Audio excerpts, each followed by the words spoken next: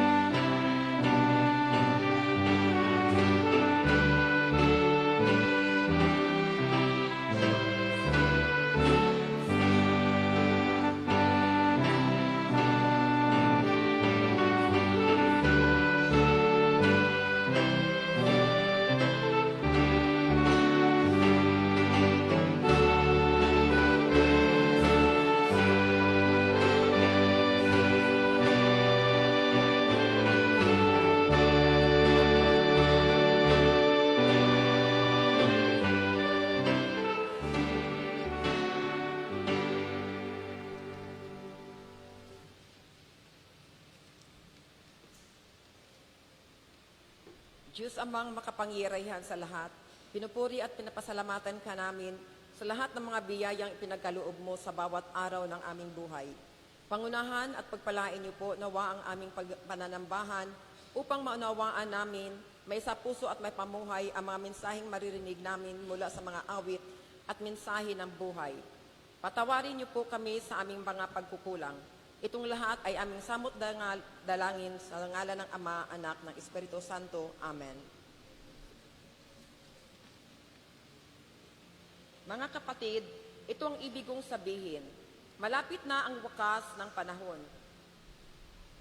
Kaya't mula ngayon, ang may asawa ay mamuhay na parang walang asawa.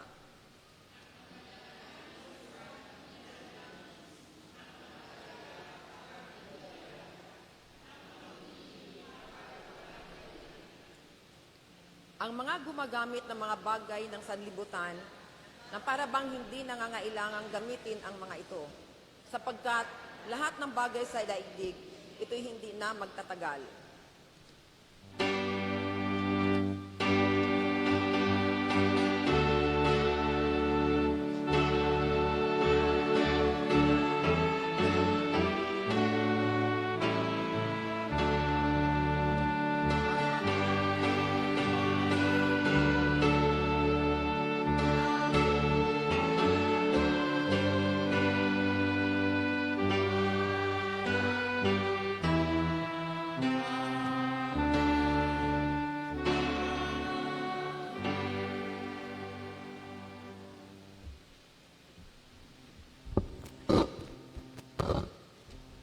Magandang umaga po sa ating lahat. God is good And all the time, yan, napakabuti at nandito po tayo ngayon. Wala pong, hindi po ba kayo na traffic? O nag-close ang mga daan? Ayan sila. Akala ko hindi makakarating sila Dr. Napil, pero nandito. Yung mga taga-Tondo kaya, darating. Oh, yan, isang challenge. Sila, mga Fajardo family, nag-park sa Tutuban. Yan, may paraan kung gusto talaga ng mga kapatid. Ayan.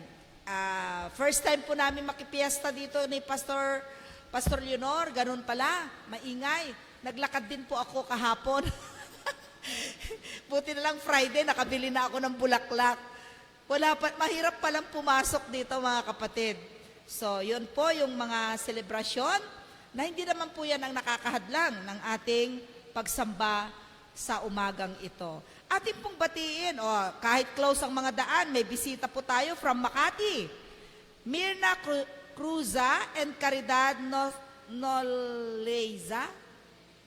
Nobleza. Ayan, welcome po. Taga Makati. Opo. Saan po ang membership nyo? Okay po, okay. Yan, nakikipiesta. Oo daw. Yan. Alam ko, ang piyesta kasi, reunion. Kasi nadistino din po kami ng Pandakan. So, kapag piyesta po, puno ang simbahan ng Pandakan. Bakit? Nagsisidatingan ang taga Bulacan para makapamiesta. Ganon din po ba dito sa Tondo? Mapupuno kaya tayo? Ay, hindi. Baliktad pala sa Pandakan UMC. Mapupuno po kasi maraming Welcome po, may bisita rin po tayo doon. Ayan. Okay, salamat po at hinanap niyo po ang St. Paul United Methodist Church para manambahan at magkaisa tayong magpuri sa ating Panginoon. God bless you po. Yan, batiin po natin, baka makakalimutan ko ito, mga birthday celebrant po natin ngayong linggong ito.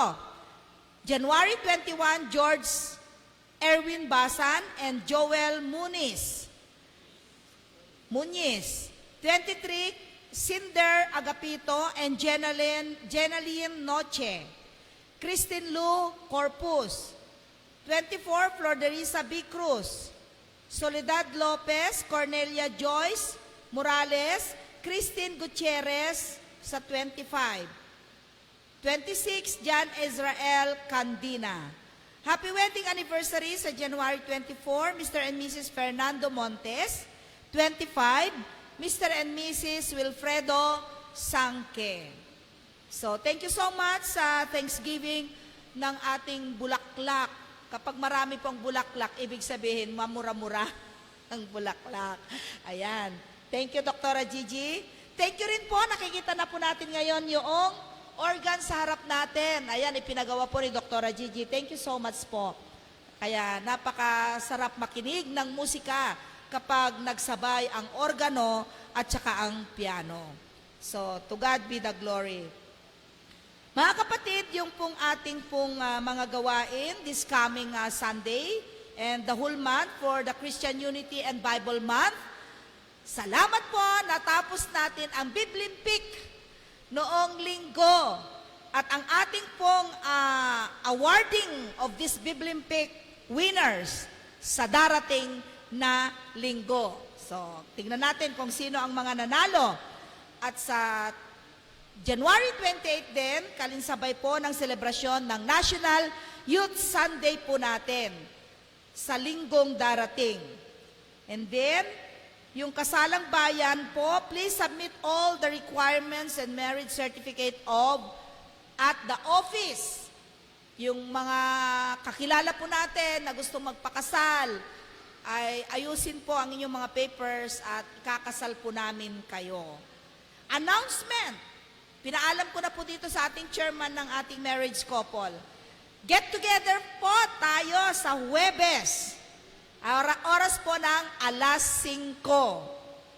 Hope po yung mga couples dyan ay dumating at mag-fellowship lang po tayo at magplano sa ating mga susunod pang mga gawain, lalo na po yung darating. Alam niyo po, ito po yung magandang organisasyon, marriage couple. Okay, alam kong active kayo noon. So, balik tanawin po natin ito. The Marriage Couple Fellowship. The two become one. Okay. So, yan mga kapatid, ang ating mga gawain sa umagang ito. At sa susunod na linggo, council meeting na po natin. So, yung reporting naman po natin is January to December 2023. I hope yung mga consolidated report ay naayos na, lalo na po yung mga ministries na kailangang makita na yung kabuuan. Ayaw ko po yung araw na po ng church conference, nagpapaprint pa po kayo doon sa office. Kailangan po settled na po ang lahat. Kasi hindi tayo nagka-cramming. Kasi yun po ay victory. Enjoy. Report po yun. Kasi natapos na po ang discussion during our council meeting. At gagawin po natin ang pre-charge conference para sa ganon, pagdating ng charge conference, makikinig na lang po si DS. At yung mga approve, ay tayo naman po ang mag-a-approve, dadalhin na lang natin sa harap ni DS through the charge conference. Pwede po ba yun? Para hindi natin ma-avoidan natin yung mga nagkakalat tayo sa harapan ni DS. Pakita natin na nagkakaisa ang San Pablo sa lahat ng ministry, administrative, at saka yung mga gawain po natin bilang mga tinawag ng Diyos. Kasi mga kapatid, yan po naman yung panahon para masabi natin na mahirap man ang buhay, mahirap man ang kalagayan, pero masaya tayong naglilingkod sa Diyos. Report all the activities, yung gawain natin na pwede ring ma-share ng ating DS sa mga ibang mga local churches. Alam niyo po, sa totoo lang, yung Biblimpik, kailangan mong, yung lahat ng nagdestino dito ng mga pastor at diakonisa, yun po yung tangay-tangay nila na gusto nilang ding ipamana sa ibang church, pero iba-iba kasi ang kanilang tradisyon, kagawian. Napakaganda po yun kasi talagang pinaghahandaan pala ng per organization. At natutuwa po ako nung linggo kasi yung naabutan ko, talaga namang nakaka-inspired yung participation. At pagkatapos nun, nagkaroon ng I proclaim, nagbasa ng Biblia ng 1 oras diyan sa harap hanggang dumating ang Vesper. Mga kapatid, ipagpatuloy natin yung mga mabubuting mga activities ng church natin na ito ay kalalago ng ating mga buhay bilang mananampalataya. So, yung ating pong mga Sunday school, atendahan po natin, yung care group, mga Bible study natin, at saka yung midweek service. Paalala ko ulit mga kapatid, yung midweek service natin, per organization yan. May first Sunday, second Thursday, first, second, third, and fourth. Alam niyo po kung ano yung araw na itinalaga, sana man po ay dumating tayo. Kasi masarap po at the middle, nakapaglingkod tayo sa Panginoon. Lalo tayo na nandito sa malalapit lamang. Makasama natin yung mga bagong miyembro ng mga Galilee. At gayon din po yung Vesper. Ipagtawag po natin yan, ipag-imbita pala natin yan, kasi po napakasarap pong ma-meet din natin yung mga worshiper ng ating Vesper.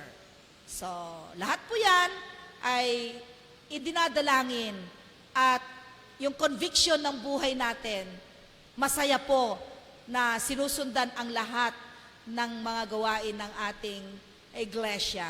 Sa Diyos ang papuri, maraming salamat po. Tayo pong lahat ay tumayo at magbatian ng bawat isa sa pamagitan ng sign of peace. Yes, I love you with the love of the Lord. I can see the glory. Yes, I love you with the love of the Lord. O mahal kita sa Panginoon. O mahal kita sa Panginoon. Makita sa'yo kalwalhatian niya. O mahal kita sa Panginoon.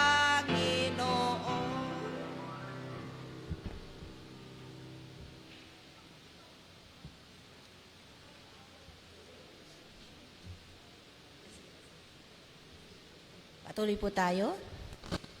Tayo po'y manalangin.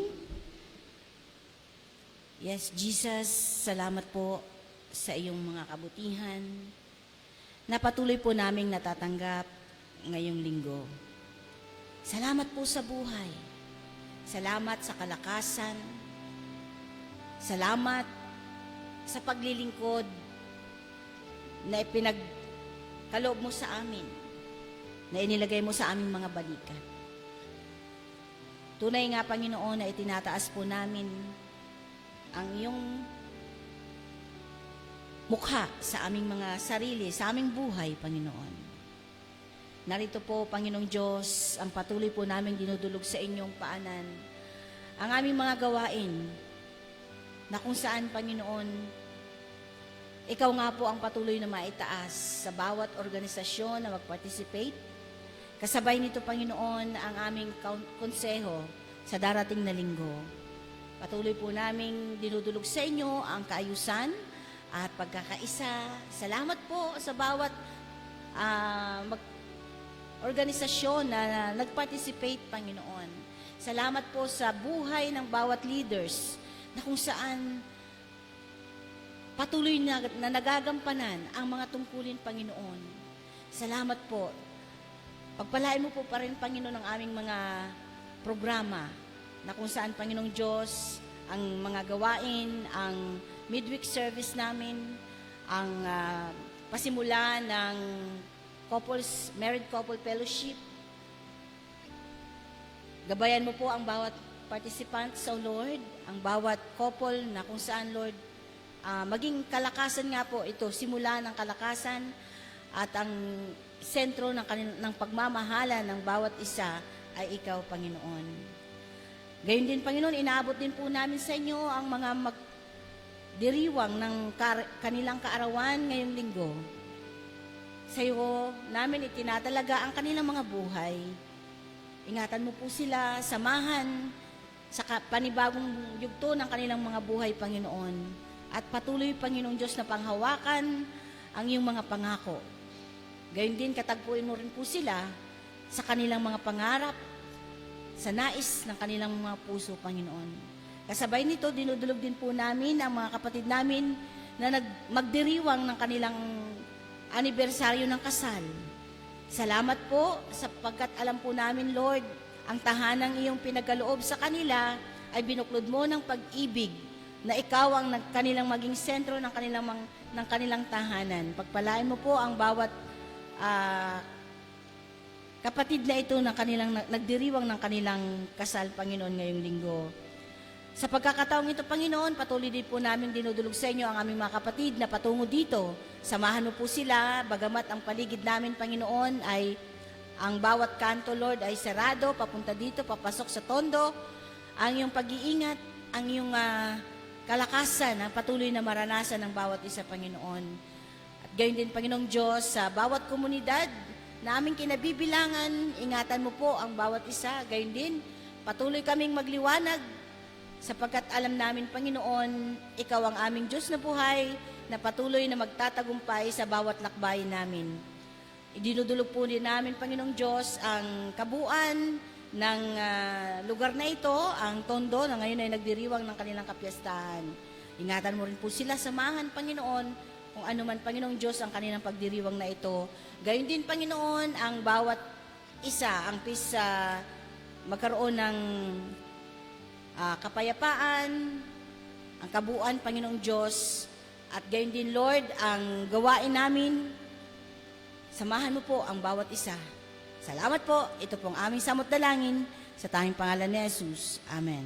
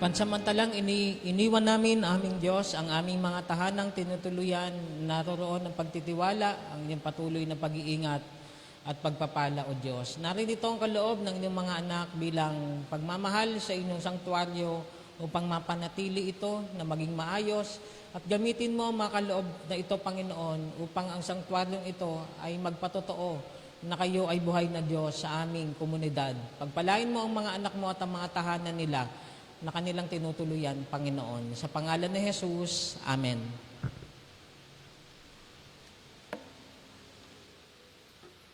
Pagbasa sa banal na kasulatan ay matagpuan at sa aklat ni Jonas, chapter 3, verses 1 to 5 and verse 10.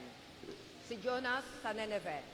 Muling sinabi ni Yahweh kay Jonas, pumunta ka sa lungsod ng Nineveh at ipahayag mo ang mga ipinapasabi ko sa iyo. Nagpunta nga si Jonas sa Nineveh. Malaki ang lungsod na ito. Aabutin ng 3 araw kung ito ay lalakarin. Siya'y pumasok sa lungsod. Pagkaraan ng maghapong paglalakad, malakas niyang ipinahayag. Gugunawin ang Nineveh pagkaraan ng 40 araw. Naniwala ang mga taga roon sa pahayag na ito mula sa Diyos. Kaya nag-ayuno silang lahat at nagdamit ng panduksa bilang tanda ng lubos na pagsisisi at pagtalikod sa kanilang mga kasalanan. Nakita ng Diyos ang kanilang pagtalikod sa kasamaan, kaya hindi na niya pinarusahan ang mga ito tulad ng kanyang naunang sinabi.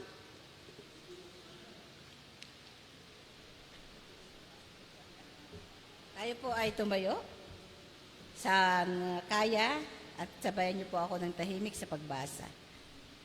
Matatagpuan ang pagbasa sa Bagong Tipan, matatagpuan sa Marcos, Kabanata 1, versikulo 14 hanggang 20. Nang ibinilanggo si Juan, nagpunta si Jesus sa Galilea at ipinangaral doon ang magandang balita mula sa Diyos.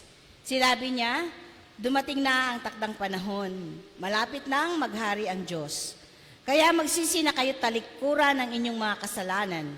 Paniwalaan ninyo ang magandang balita. Habang naglalakad si Jesus sa tabi ng lawa ng Galilea, nakita niya ang magkapatid na Simon at Andres na nanghuhuli ng isda sa pamagitan ng lambat. Sila'y kapwa mga mangingisda. Sinabi ni Jesus sa kanila, sumunod kayo sa akin at kayo'y gagawin kong mangingisda ng mga tao. Pagkasabi niya, nito'y agad iniwan ng magkapatid ang kanilang mga lambat at sumunod sa kanya. Nagpatuloy siya sa paglalakad at sa di kalayuan ay nakita naman niya ang magkakapatid na Santiago at Juan na ang mga anak ni Zebedeo. Sila'y nasa kanilang bangka at nag-ayos ng mga lambat. Tinawag din sila agad ni Jesus at sila ay sumunod din sa kanya. Iniwan nila sa bangka ang kanilang ama na kasama ang kanilang mga upahang manggagawa. Ang salita ng Diyos para sa bayan ng Diyos.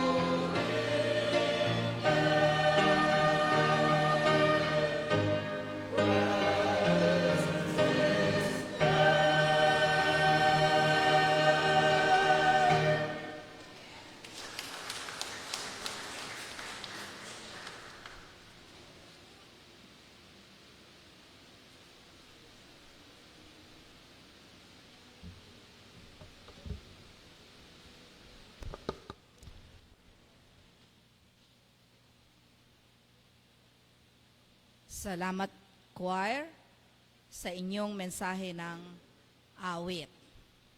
Praise His name, yun ang naiwan sa aking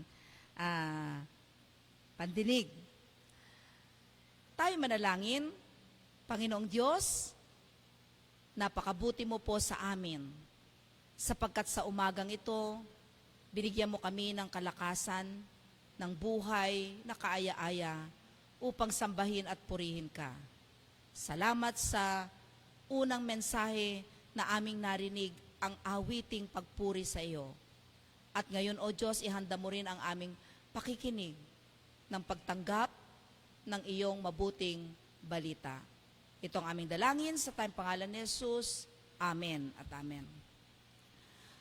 Mark 1, verse 14 to 20, ito ay may kaugnayan doon sa pagtawag ng ating Panginoon sa kanyang mga disipulo. Ito yung ministeryo ng ating Diyos na tumingin at nag-anyaya at pumili ng kanyang mga alagad katuwang sa ministeryo at pag-share ng mabuting balita. Sa ating pagsunod sa ating Panginoon, maaaring makakaranas tayo ng mga iba't ibang pagsubok. O maaaring may mga bagay na hindi natin ini-expect na mangyayari sa ating pagsunod. O sa kalagitnaan ng ating pagsunod sa ating Panginoon, ay nanghihina o panghihinaan tayo ng loob. At sa umagang ito, mga kapatid, gusto ko kayong dalhin at i-encourage doon sa ating pagtugon ng pagkatawag na huwag tayong huminto sa pagsunod sa Kanya. Alam natin na ang pagsunod ay isang klase o bagay na opportunity. Dahil yun naman talaga ang best life ever ng isang Kristiyano. Na habang tayo sumusunod sa ating Panginoong Diyos, nakikita natin yung mga nagbibigay ng kabuluhan. At yun ang rason natin kung bakit ang buhay na ito ng bawat isa ay nagkakaroon ng makabuluhan, nagkakaroon ng impact sa mundong ito ng buhay ng bawat isa sa atin. Kung ito'y nararanasan natin na may pagbabago sa ating pagsunod, huwag tayong huminto. Huwag tayong sumuko. Sa halip, magpakatibay tayo sa kabila ng maraming pagsubok sa buhay. Tandaan natin ang sinasabi sa Ebanghelyo mula sa sulat ng Ebanghelyo Matthew 24:13. Ang nananatiling tapat hanggang wakas, ang siyang maliligtas. Take note, mananatiling tapat. Tapat. Marami kasi yung sunod lang ng sunod. Pero hindi naman katapatan ang meron sa kanya. Ang sinasabi dito sa ating Ebanghelyo kay Matthew, tapat ka hanggang wakas. Ibig sabihin, ang taong tapat na sumusunod sa Panginoon, yun ay merong kaligtasan. Kung ano yung sinusundan mo, dapat alam mo na yon ay maliligtas ka, hindi ka mapapahamak. Sapagkat mga kapatid, pinapaalala ng ating teksto ngayon, ang pagiging tapat na tagasunod ng Diyos ay naroon na nararanasan niya yung kaligayahan sa buhay sa pagsunod sa ating Panginoon. Kapag tapat ka sa pagsunod, nagiging magaan ang buhay at ang pagtahak sa mundong ito. Hindi nagiging mabigat yung pagsunod. Nararanasan mo yung kaligayahan. Nakikita mo yung mabuting bunga ng pagsunod sa ating Panginoon. Subalit, may mga bagay tayong dapat nalalaman na ang pagsunod, tapat na pagsunod sa Diyos ay meron niyang mga requirements. Mula kay Marcos chapter 1 sa ating teksto ngayon na ating pinagbubulay-bulayan. Nang si Jesus ay nag-umpisa ng kanyang pagtuturo, sinundan niya yung turo ni Juan Bautista, kaya yung verse 14 and 15 ay bahagi ng verse 16 up to 20. Yung turo ni Juan Bautista, laging sinasabi na pagsisihan at talikdan ang kanilang mga kasalanan, ang mga tao, upang sila'y pagharian ng Diyos. At si Jesus sa kanyang pagtahak at pag-umpisa ng kanyang ministeryo, nakikita at nababasa natin na doon din siya nagpasimula. Nang sabihin niya, kailangang pagsisihan at talikdan ang bawat tao ang kanilang mga kasalanan dahil malapit na ang paghahari ng Diyos. Hindi lamang sa sulat ni Marcos, kung titignan natin yung epistle reading natin, in 1 Corinthians 7:29-31, yan din ang turo. Talikdan ang lahat ng mga kasalanan, sumunod sapagkat nalalapit na ang pagdating ng Diyos, ang pagwawakas ng mundo.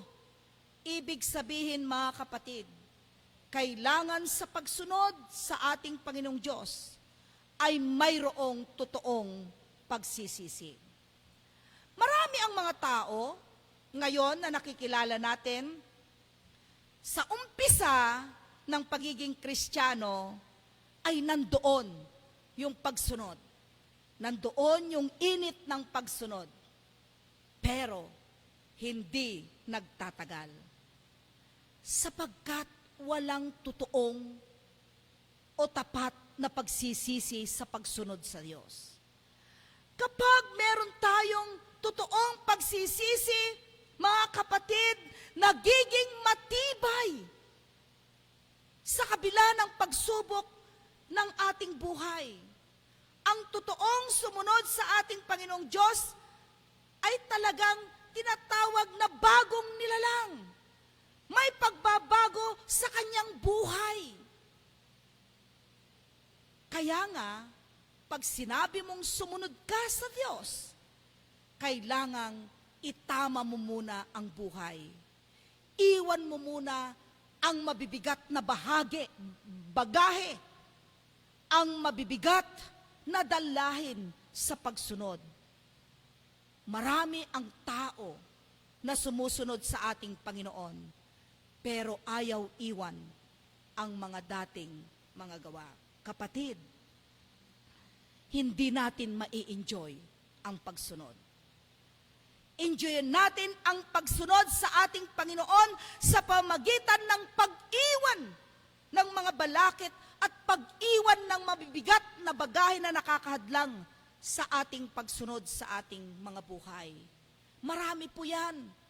Ano po yung mga nagpapabigat sa atin na ayaw nating iwan? Yaan yung buhay na mga bisyo. Buhay na hindi mabuti. Buhay ng tinatawag naman niya na habit sa kanalang. At makikita natin kapag iniwan natin yan, ma-enjoy natin ang pagsunod sa ating Panginoon. Ang pagsunod sa Kanya ay nangangailangan ng mga pag-iwan ng mga mabibigat na dalahin, mga hadlang. At ang pagsunod sa Panginoon ay kalakip din ng sakripisyo. Totoo po yan. Ang sakripisyo para sa Diyos. Kaya nga tayo rin ay marapat na magsakripisyo sapagkat una ang Diyos ang nagsakripisyo. At huwag nating sayangin ang sakripisyong yan na dapat maging masaya tayo sa pagsunod. Ibig sabihin, Dapat siya lamang ang priority. Siya ang priority natin. Wala nang rason, wala nang iba kapag ikaw ay tinawag at sumunod sa Diyos. Makikita sa iyo ang bunga ng pagsunod at i-enjoy ng tao na nakakakita sa iyo. Kaya nga ngayon mga kapatid, sabi ni Pastor Rani sa akin kahapon nung inihatid niya ako, naglakad din po kasi ako. Huwag mo namang i-declare. Kasi sabi niya, Mami, dyan mo makikita yung mga taong magsisimba sa piyesta ng Santo Niño. Kakaunti, sabi niya. Huwag mo namang i-declare kasi yung dila mo matapang. I-declare mo, sabi ko kay Pastor Leonor, Pastor, manalangin tayo na may silbi ang pananambahan. Merong makikinig. Purihin ang Diyos. Nandito kayo. Ang pagsunod sa Diyos, mga kapatid, alam ko maraming mga hadlang. Ang teksto ngayon ay kailangang i-enjoy mo yung pagsunod sa Diyos. Walang balakit. Ibig sabihin, i-priority mo. Kaya sa panahon na si Jesus ay tinawag niya ang mga unang alagad na sina Simeon, Andres, Santiago, at Juan. Ano ang kanilang unang ginawa? Iniwan nila ang kanilang mga lambat, iniwan nila ang kanilang trabaho, at sila'y sumunod sa ating Panginoon. Ang sabi ng Panginoong Jesus sa kanila, come and follow me, at gagawin ko kayong mamamalakaya ng tao. Come and follow me, I will make you fishers of men. At sila'y sumunod kaagad-agad. Iniwan nila ang kanilang pamumuhay. Iniwan nila yung security nila. Hindi sila nagdalawang isip. Sa halip sumunod sa Diyos. At ang pagsunod nila sa Panginoon, alam nyo ba mga kapatid, ang siyang nagbigay ng kagalakan, ang siyang nagbigay ng tunay na kahulugan ng kanilang buhay. Nang matagpuan nila si Jesus, nakita nila yung tunay na kahulugan ng kanilang mga buhay. Kung bakit sila nabubuhay sa mundong ito. Mga kapatid, maaaring ang buhay natin ngayon ay nasa routinary. Merong pagkainip, merong pagkainis, merong hindi nag-e-enjoy sa buhay na ito. Kasi parang ramdam mo o feeling mo, walang saysay ang buhay na ito. Kapatid, ang sinasabi ng ating teksto, kapag sumunod ka sa Diyos, babaguhin ng lahat ng yan. At kung handa mong iwan yung akala mong seguridad mo, makikita mo ile-level up ng Diyos ang buhay mo. At dahil minsan inaakala natin na ang walang makabuluhang buhay ay magkakaroon ng makabuluhan sa ating mga buhay. Tulad ng mangingisdang ito na naging makabuluhan ang buhay nila nang sumunod kay Jesus. Naging mangingisda sila ng tao. Nagsalita sila ng salita ng ating Panginoon. Sila na mga ordinaryong mga tao ay naging extraordinaryong nilalang. Mula nung nagpasimula, silang sumunod sa ating Panginoon. Kaya kapag ikaw ay sumunod sa pagkatawag, mga kapatid, huwag mong maliitin yung pagsunod na yaan sapagkat itataas ng Diyos ang buhay mo. Aalisin ka niya sa comfort zone mo para siya ang magiging comfort zone mo. Aalisin niya o aalisin ka niya doon sa inaakala mong magbibigay ng kasaganahan para bibigyan ka ng tunay na kasaganahan. Ang pagsunod natin sa ating Panginoon ay nag-iiwan o may iiwan tayong security sa buhay na ito. at matatagpuan natin ang tunay na seguridad sa Kanya. Hindi ko sinasabi, mga kapatid, na iiwan mo yung trabaho mo. Kasi yung mangingisdang ito, ginawa ni Jesus na mangingisda ng tao. Inimprove lamang ng Diyos yung kalagayan, ang kanilang propesyon sa kanilang skills.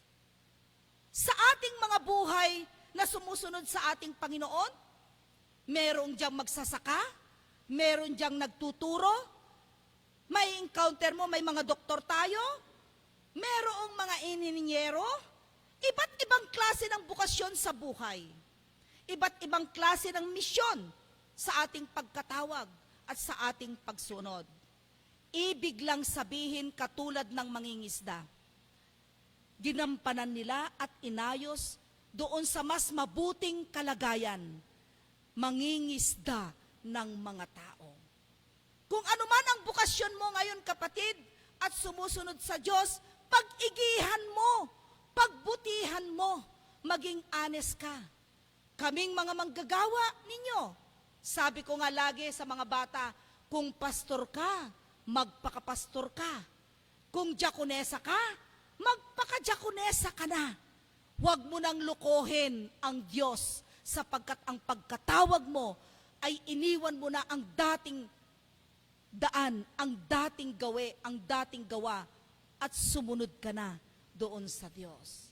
Ibig sabihin, anuman ang bukasyon mo ngayon, mga kapatid, hindi tinitignan ng Diyos kung anong level ka, kung anong kataas ka, kundi yung pagtawag sa'yo ay sumunod ka na may walang pag-aalinlangan. Pinabubuti natin, mga kapatid, ang ating mga bukasyon na ibinigay ng Diyos. Hindi para i-glorify ang sarili. Pinabubuti ng Diyos ang ating pagkatawag sa pagsunod para mag-glorify ang Diyos. Anong ibig sabihin? Kung nag-uopisina ka, huwag mong lokohin ang oras. Kung engineer ka, huwag mong lokohin ang kontrata mo. Kami naman ang mga manggagawa, binigyan nyo kami ng isang araw na day off, pero minsan hindi namin nagagamit dahil 24/7 na naglilingkod. Minsan, kung nagamit namin yung day off namin, lagi kong sinasabi sa ministerial team, isulit ninyo. Kung Lunes, may gawain kayo sa pamilya, at yun ang hindi mo day off, ipalit mo yung day off mo.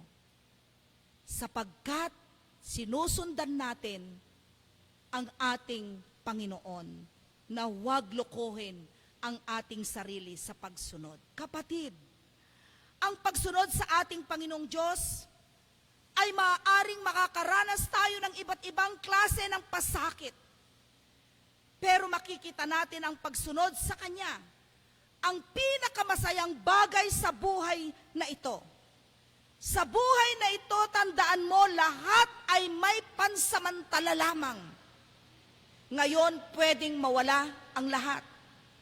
Anumang oras ay mawawala tayo sa mundong ito. Pwedeng mawala ang kaloob ng Diyos sa iyo ngayon. Sa isang iglap ay pwedeng bawiin ang ating mga buhay. Ang sabi sa 1 Corinthians 7:29-31, ito ang ibig kong sabihin, mga kapatid. Malapit na ang takdang panahon.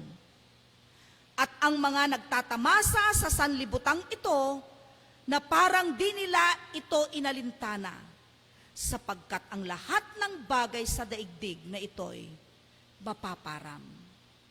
Pati ang pagsubok, kapatid, na pinagdaranasan mo o pinagdaraanan natin ngayon, matatapos din yan.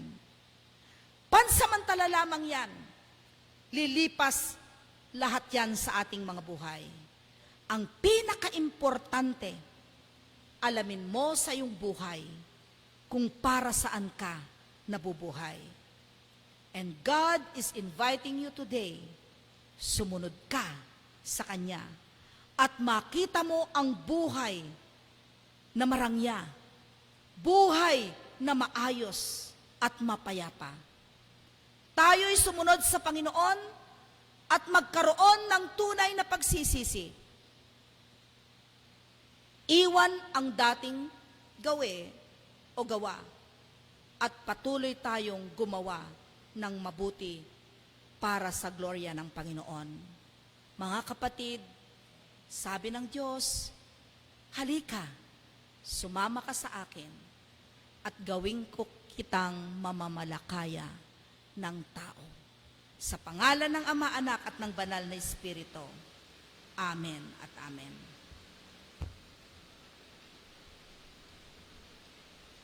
Ang taong mapagbigay ay lalong yumayaman, ngunit naghihirap ang tikom ng mga kamay. Ang taong matulungin ay luluwag ang pamumuhay, at ang marunong tumulong ay tiyak na tutulungan.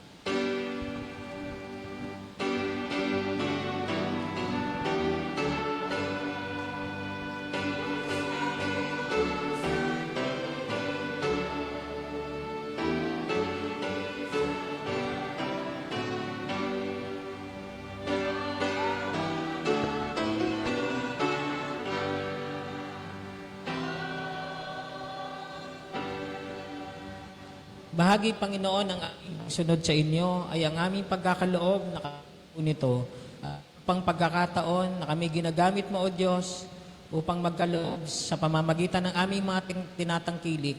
Gamitin mo ang mga kaloob na ito, O Diyos, dahil hangarin po namin lawak harian dito sa lupa at marami pang makakilala at makakita ng katotohanan mula sa inyo. Pagpalain mo sila, Panginoon, na nakikibahagi sa ministeryong ito. Alang-alang kay Jesus na aming Panginoon. Amen.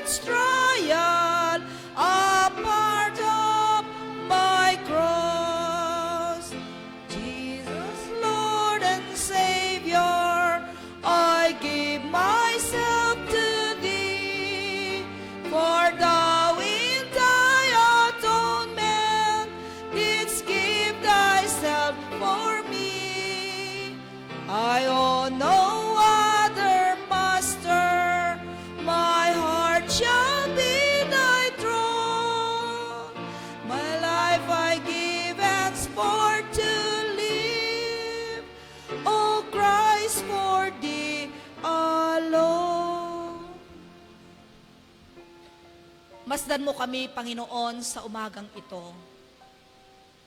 Sa aming pagpapasalamat, sa aming paglapit sa iyong paanan, pagdulog sa aming mga karaingan.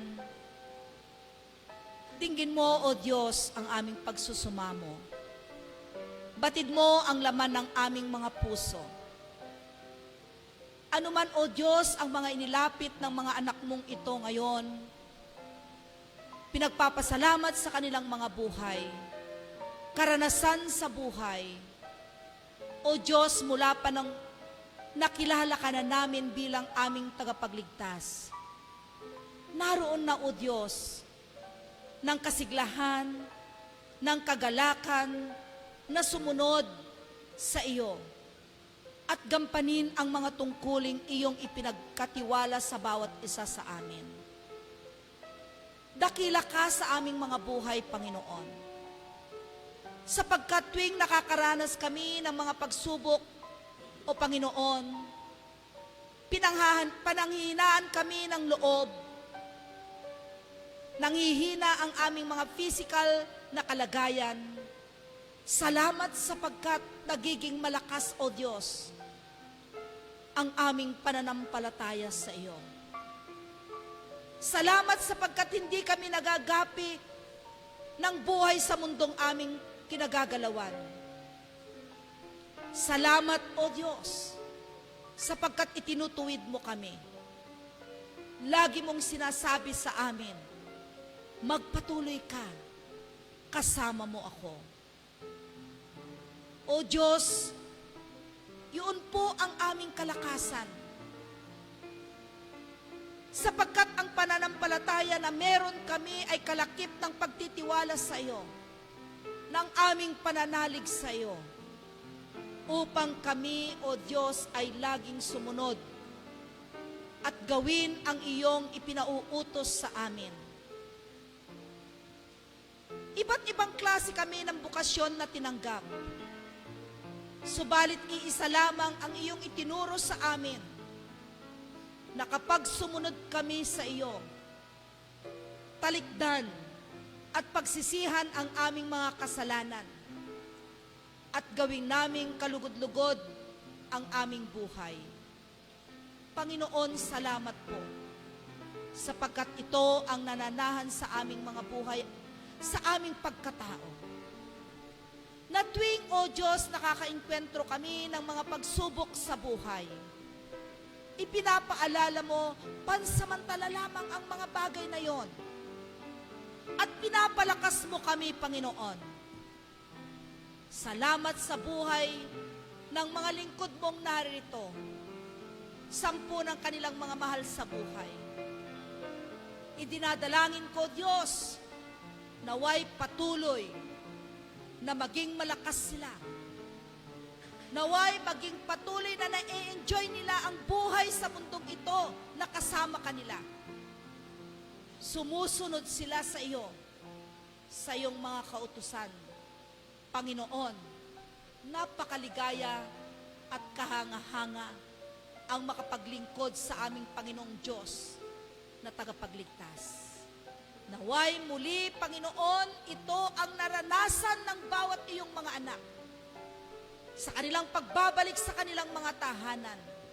Anuman ang gawain at gagawin nila sa buong maghapong ito, Diyos, mangibabaw ang iyong presensya, ang iyong kapangyarihan, ang iyong banal na espiritu, ang siyang makakapiling namin. Lalabas kami, O Diyos, sa iyong templo. Tataglayin namin ang buhay na maligaya, ang kahangahangang makapaglingkod sa iyo habang kami ay nabubuhay. O Diyos, patawarin mo kami sa aming mga kasalanan. Ito po ang aming dalangin. Amen at amen. Living for Jesus through earthly while, my dearest treasure, the light of His mind, seeking the lost one.